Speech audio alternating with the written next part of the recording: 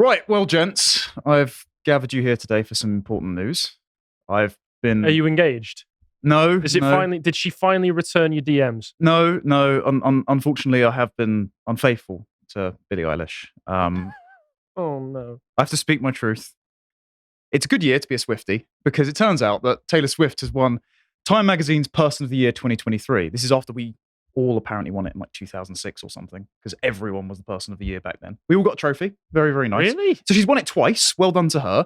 And I think actually deservedly so. And the reason that I'm talking about this, it might seem a bit left field, is because recently the pro-MAGA side have decided that Taylor Swift herself and all of her success is an astroturfed psyop that is ahead of the 2024 election to try and get Gavin Newsom and Michelle Obama elected. Spoiler alert, no, it's silly, and they just kind of get it wrong. But I do think, optimistically, perhaps it's just cope, but that Taylor Swift, as of maybe tomorrow, which is her birthday, could be a pro-psyop for us without intention. I'm trying to give us some good news. I'm doing my best. To be honest, I don't really know who this person is. You don't know who Taylor Swift is? You've got a daughter, don't you? Yeah, but does she not listen to? No, she's a bit young. Dan doesn't pay any attention to her. Okay, well, turns out I've got girly music taste and Dan's daughter. I have heard the name, but I couldn't put it to a face, because there's this one and there's the other one. Was it Miley Cyrus? Yeah, Miley Cyrus. Miley Cyrus. Yes. That's actually probably an accurate characterization by this. I just want to point out as well, you're right, 2006, we all won Time Person of the Year. So yeah, I'm hoping for... Where's my cover feature? Congratulations, Harry. Thank you. And congrats to you too. So why did they give it to Putin? 2007 was Putin, the year immediately after. Yeah. Well, it's not necessarily an endorsement all the time, because they did also give it to Hitler in the 30s. But anyway, point being, Taylor Swift's not Hitler. This puff piece there's a lot of fawning framing in here. I mean, I'll just read one of the quotes. And it's this sort of autodidactic writing style that you really don't like. Oh, yeah. Listening to Swift share this story on a clear fall afternoon in her New York City apartment, I'm struck by how satisfying the story is. There are high stakes at the outset, there are details vivid and sensory, there's a twist that flips the action on its head, and there's a happy ending for its hero. It takes only about 30 seconds to recount this, but those 30 seconds contain an entire narrative world. Oh, shut up. I know, it's cringeworthy, but even if you don't like or are totally unaware of her music, I still challenge you to try and listen to Cruel Summer and not sing along with it, but there you go. It's fair to say I'll take that challenge. She's very good. It's fair to say that she's a pretty prominent cultural phenomenon, particularly this year. So they do write quite fairly in this. Her career retrospective tour, which is the Eras tour that's just happened post-pandemic, when she played 66 dates across the Americas this year, is projected to become one of the biggest of all time and the first to gross over $1 billion. Analysts talked about the Taylor effect as politicians from Thailand, Hungary, and Chile implored her to play their countries. Cities, stadiums, and streets were renamed for her. When Swift started dating Travis Kelce, the Kansas City Chief and two-time Super Bowl champion, his game saw a massive increase in viewership. Yes, she somehow made America's most popular pastime even more popular. And then there's her critically hailed songbook, a catalogue so beloved that as she releases it, it's often breaking chart records she herself set. She's the last monoculture left in our stratified world. So she's clearly a totemic figure for a certain generation, and she has quite a lot of political and cultural and economic forces swirling around her. I did not realize she was quite that popular. I knew that she was very popular, but I didn't realize she was quite so so popular. So she's genuinely down with the kids. She rivals the Beatles for how long her albums have charted. That she's that level of successful. And to be fair, considering her, because she writes collaboratively, but mostly all of her own songs, she's done so without any contemporary references in any of her music. She's revivified the love ballads and things like that. So again, even if you don't like her music, she's got some artistic credibility that's worth acknowledging. There was also a major controversy earlier this year with the Eras tour that had political implications. So there were like 3.5 million people that tried to buy the tickets on Ticketmaster on day one, and only about 2.4 million, which was already a new record, actually got tickets before the site crashed. And then Live Nation, which is the parent company of Ticketmaster, they cut off the sales. And then it turned out that a bunch of scalping bots had nicked loads of the tickets and were trying to sell them on for $22,000 each. Ticketmaster, yes. Yeah, and what ended up happening was Taylor Swift leveraged pressure on the justice departments. They launched a probe into Ticketmaster and Live Nation. And now both sides of the Senate have voted on a bill to stop companies like that from allowing scalping bots on their website. So she actually got congressional legislation pushed through. But that's right. For something that actually might be useful for me, because I hate using Ticketmaster and it is a pain in the arse, and the scalping also increases the prices of the tickets most of the time because they buy them all up very quickly. Yeah, totally non-objectionable political position. I hope that ends up getting implemented sensibly. Yeah, who knows of whether or not they're actually going to be able to police that. But in terms of should it be something that's done to improve consumer rights? Yeah, totally. Now, the rest of her politics, we wouldn't really agree with it, gent. So I watched a Netflix documentary, and this is sort of the time that she started getting into politics after about 2018. Right. And safe to say, it's a little bit misinformed. Is this the one with the clip that I see going around on Twitter every so often with her weeping as she's saying that she desperately needs to denounce Donald Trump and her be on the right side of history? Yeah, and her father and one of her managers is telling her, listen, you're really popular with demographics that overwhelmingly vote for Trump. Basically, you're a pretty blonde white girl. Of course, you're going to have lots of Trump voters who appreciate you. So please don't do that because you might cut the market for yourself down by quite substantially. And she was weeping, going, no, I have to. It's my moral imperative. You don't understand how Standard I feel. White woman assigned opinion set then. Yeah, well, we'll get onto that particular clip later, but having watched the Netflix Connor can documentary... fix her. Look, having watched the Netflix documentary, I think it comes more from a place of, rather than stage-managed political malevolence, like loads of these celebrities do, they trot out, they say the current thing because they want to be in the in club. I think it comes from a place of personal insecurity because, so, Anti-Hero came out last year. She's speaking about personal depression, being very self-critical. She's had an eating disorder. She said that growing up being a child star, she always felt a lot of pressure to be liked. And I think this is the new avenue to seek affirmation. Rather than try and please everyone, she needs to be jumping on the current thing to be liked within the in crowd. So it's less that she's like a deliberate psyop architect of progressive politics and more that she's a bit personally insecure and she's being pushed along. So your theory might be that she worries that when she attends the big Hollywood glitzy and glamour events, that if she hasn't publicly denounced Donald Trump, that all of her friends might think she's not cool anymore. Yes, that is how it comes across. Have you seen Robert De Niro? Because he's gone mental lately. They all have. Yes. I mean, Alec Baldwin, right before he shot a woman. Yes. So... Wait, what's happened with Robert Downey Jr.? Didn't he go vegan?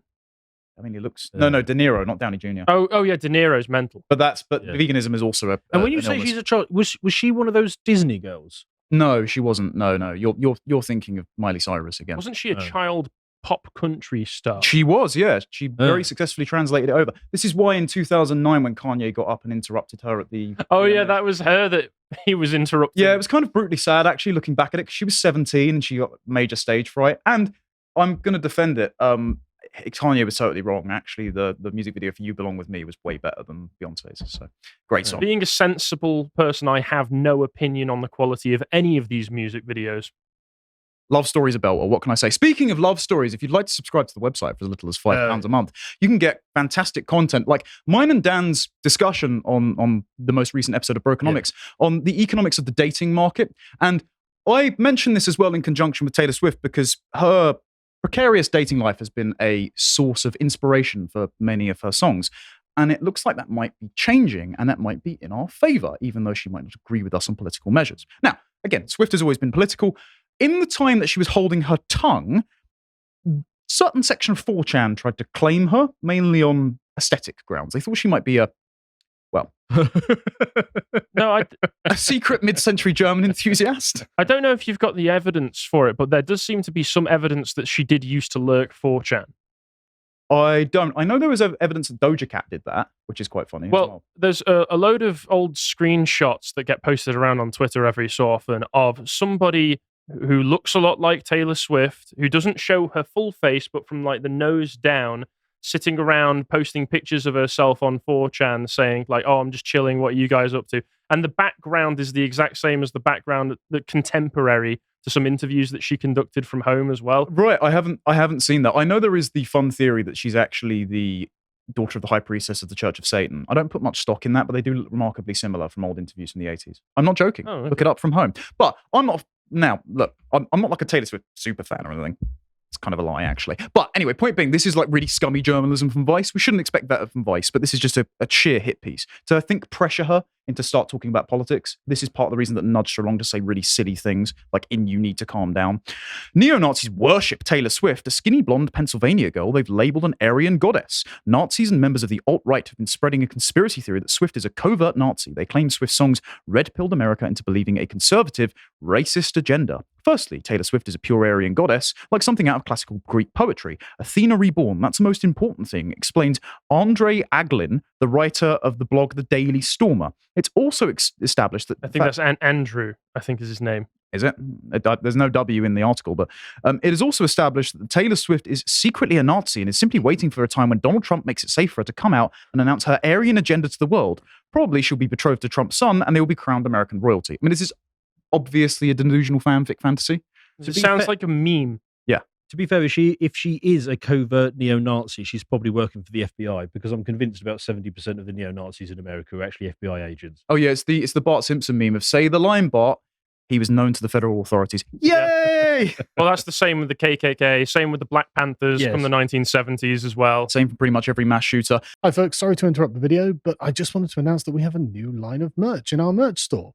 The merch store was kind of empty for a while, and so I thought, right, okay, what do I actually want on shirts? And so I just went through some of the most epic and true things that I think that historical people have said, and John managed to make an amazing set of merch out of it. And we will have extra things coming in the store, such as posters for these to go on. Thanks for everything, folks. Now back to the video. Now, the other evidence they compile in here, evidence, total BS, is there was a Pinterest account posting Hitler quotes that they were attributing to Taylor Swift, and then BuzzFeed put them in a listicle article falling for it, which is quite funny, really. And then there's a Facebook group called Taylor Swift for Fascist Europe and had 18,000 likes.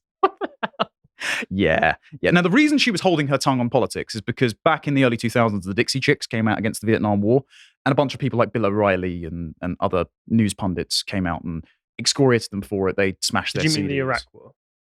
Did I say? What did I say? You said Vietnam. Oh, sorry. Iraq They were a bit late for that one, weren't they? Another of America's stupid, needless invasions, frankly. But so she came out and said, well, I was always advised to not talk on politics and not alienate and upset people, which I think was a sensible thing. Then the 2018 midterms came around, and Marsha Blackburn ran for the first female senator of Tennessee. And this is where you get said clip. Yeah, this is the Netflix one I see going around. Where she said she voted against the Violence Against Women Act. She's basically Trump in a wig. I need to be on the right side of history.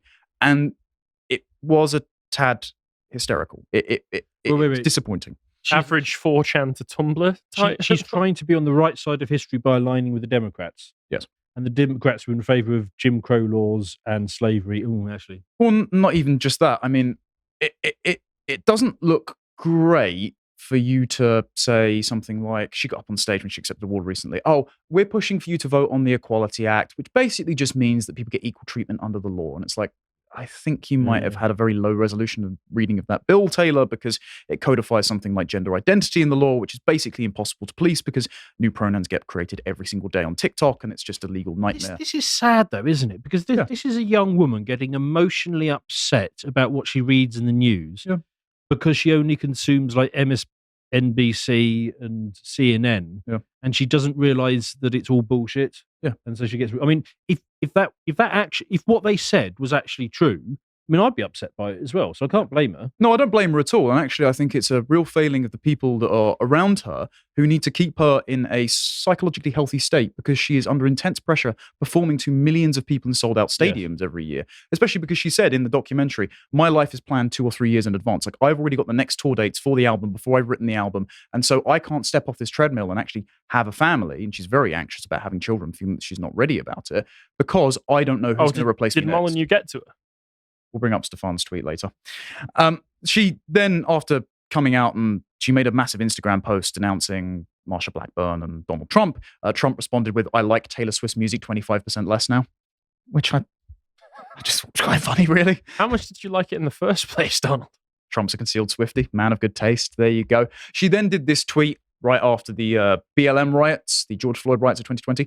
After stoking the fires of white supremacy and racism your entire presidency, you have the nerve to feign moral superiority before threatening violence. When the looting starts, the shooting starts. We will vote you out in November at real Donald Trump. Now, again, I don't think Taylor understands that the George Floyd riots caused about $4 billion in damage, were founded on the faulty premise of a racial killing, which was not a race-motivated murder, and ended in the deaths of dozens of innocent people. I don't think she just understands that, because if you said she's in the very stage-managed mainstream media bubble, and that's causing her intense distress. Standard young white woman opinions which have been assigned to her. Yes, she has been attributed the current thing. And so ahead of the election, she decided to do this.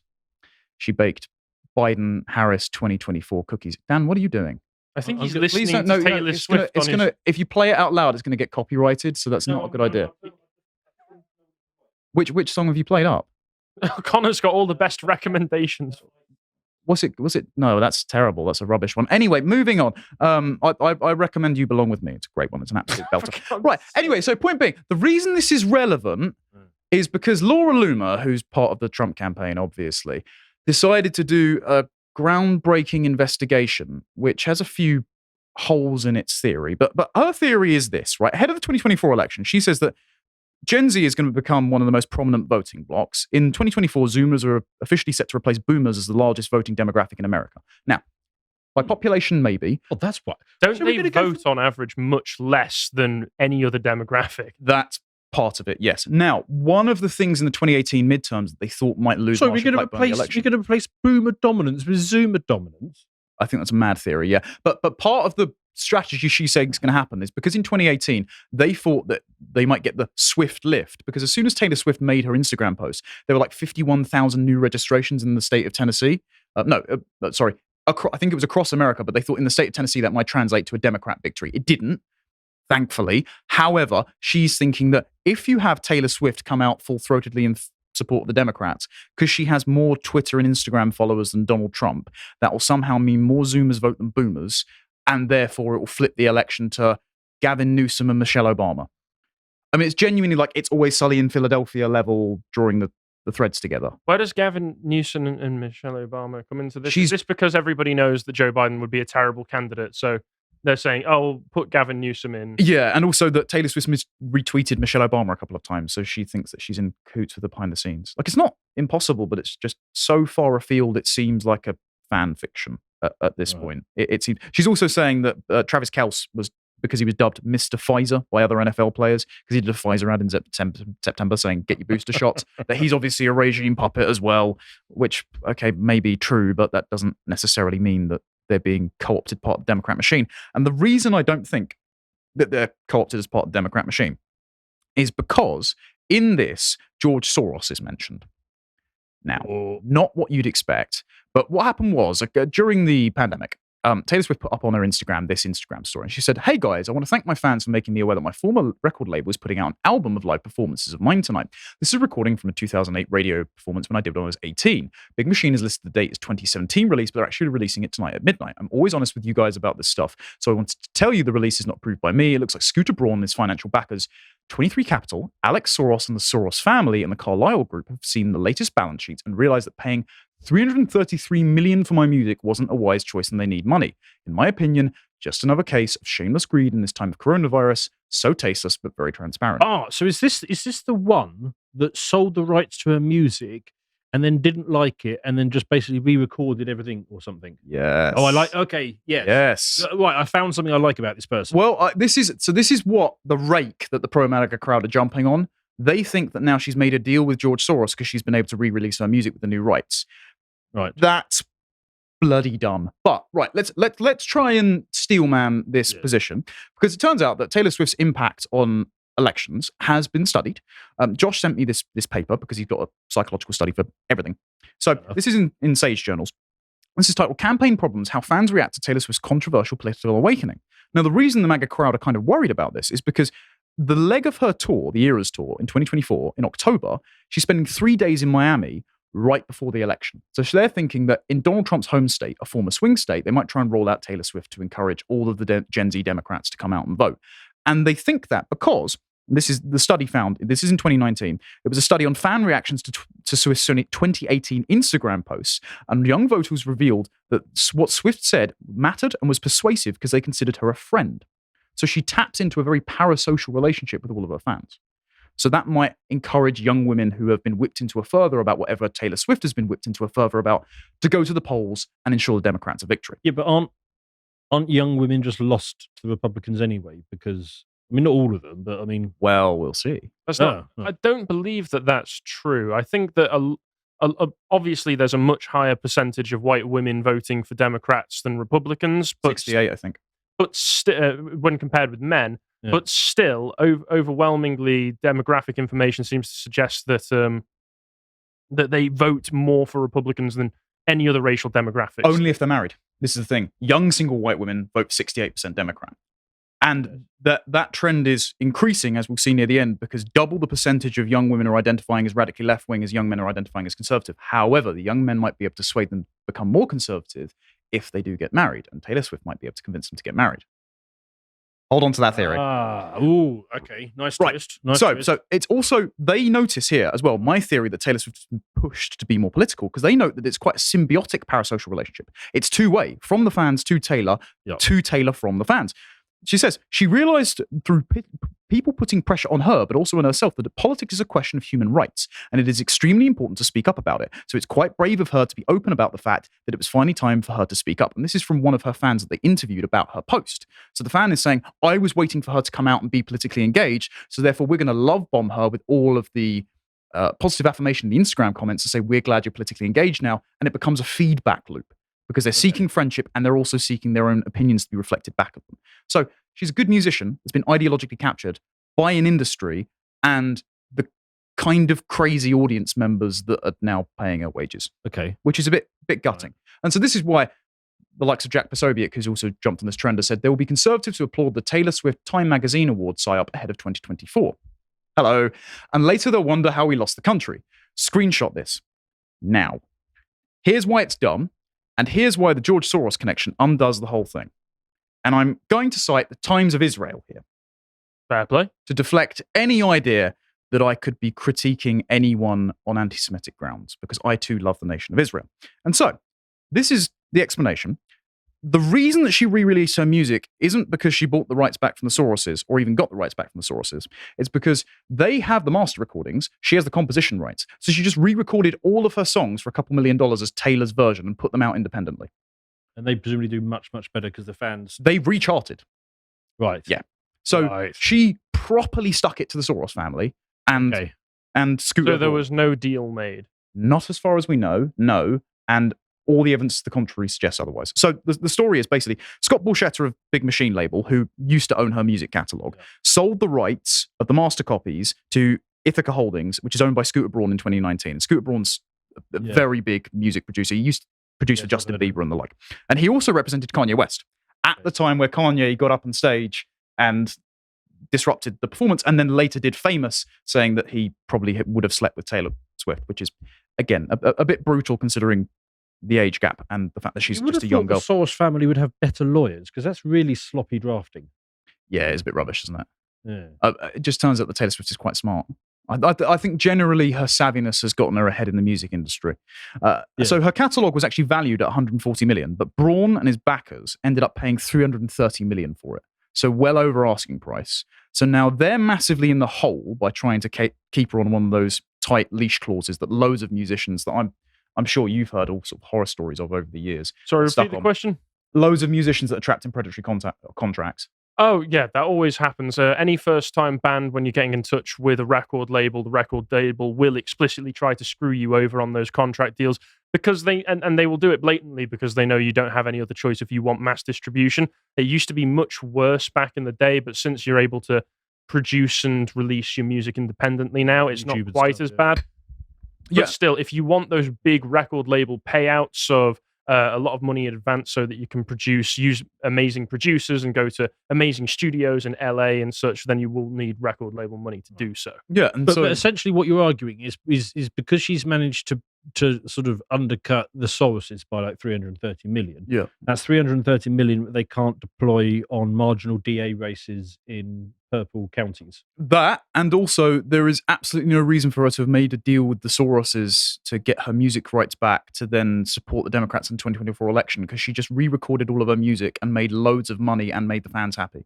Yeah. So there's like a glaring error here that Luma and Posobiec and that have overlooked, and have wrapped themselves up in this theory that just isn't true. Like she's still supporting the Dems, but there's not this grand throbbing brain conspiracy theory to get Michelle Obama into the White House through the Eras tour. Okay. I think it is important to recognize, though, that somebody as culturally significant and popular as Taylor Swift still will have an effect on the culture. I mean, so much so that you can do sociological studies on it. Well, quite. And so this is why I think she might be a psyop in our favor, right? So who else had a massive influence on the culture, particularly for women? Right. And who do we think that Taylor Swift could become this modern version of? Hint, she's a pop princess. So, behold.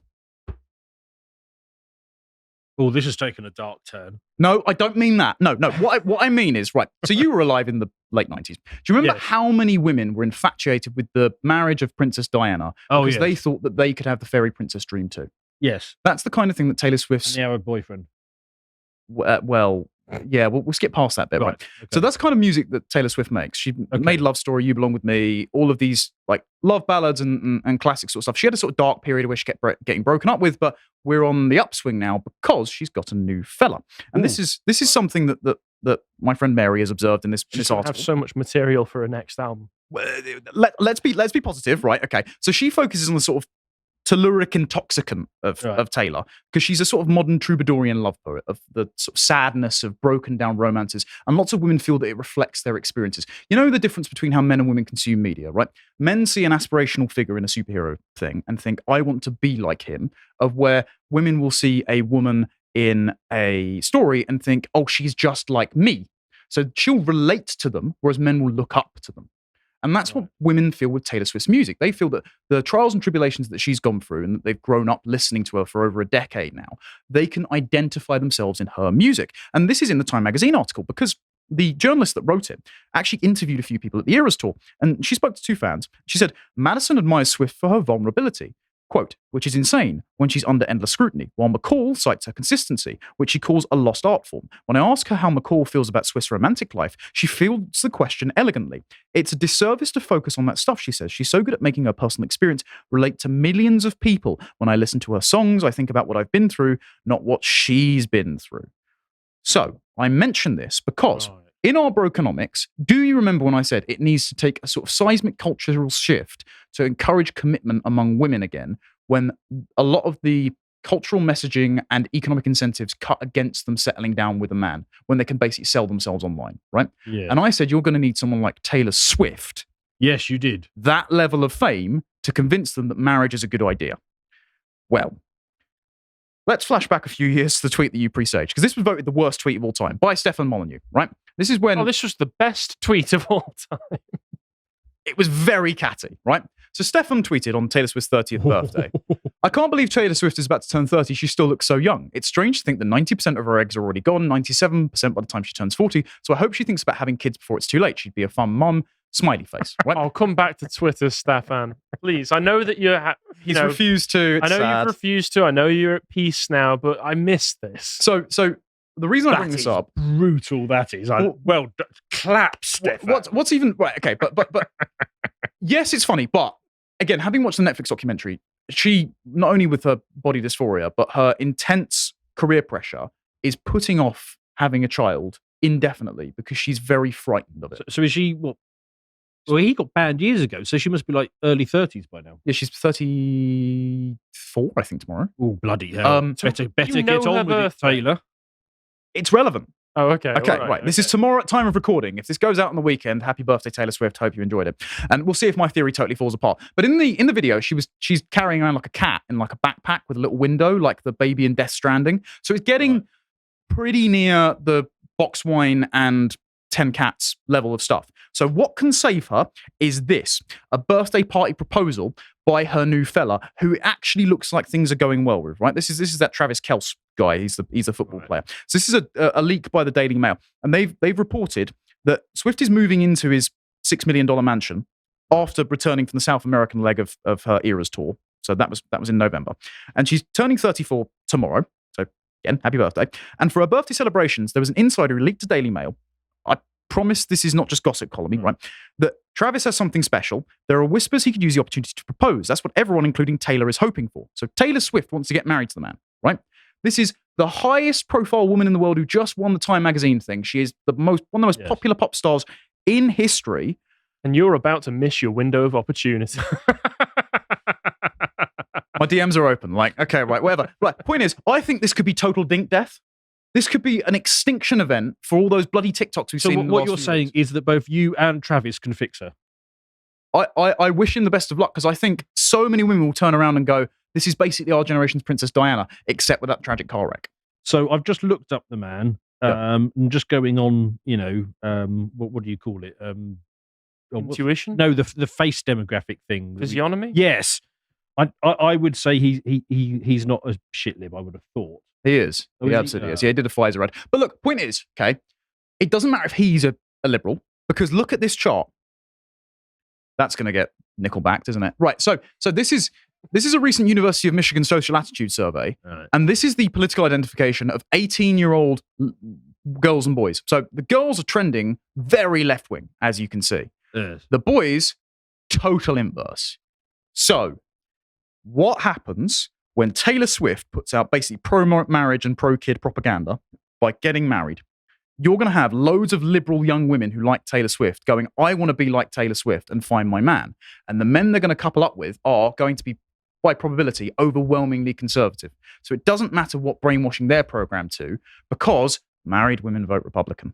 And so it doesn't matter whether or not Taylor Swift is an electoral psyop on behalf of the Democrats, because just by her lifestyle, she may turn America red. Well, and also the moment women have children, suddenly their views on immigration just flips upside down really hard. I'm saying this is a white pill, boys. It's actually a white Is that pill. what happened with your missus then? Oh yeah, I mean she was a standard lefty young woman, like they all are basically. And then after a few years, well, I won't say it, but she's yes, Now, she's again, quite sensible on these sort of things now. I will conclude with the idea. I know I can feel your judgment from both sides, boys, and it's not just on my music taste. I know it might just all be cope. I know. I'm trying to hope. Right. But it could be worse. It could be the last pop star that decided to come out and endorse Joe Biden for an election. So Billie Eilish just came out as queer. It's never been more over. It's so over. Coming out as what? She's got a girlfriend now. If you appreciated that episode from the podcast of the Lotus Eaters, you can go to lotuseaters.com to get access to all the premium content that is on the site, such as the Lads Hours, this episode with Right Said Fred talking about music. If you'd like to find out what else is being put out, you can follow on Twitter at lotuseaters_com on Twitter. Thank you and goodbye.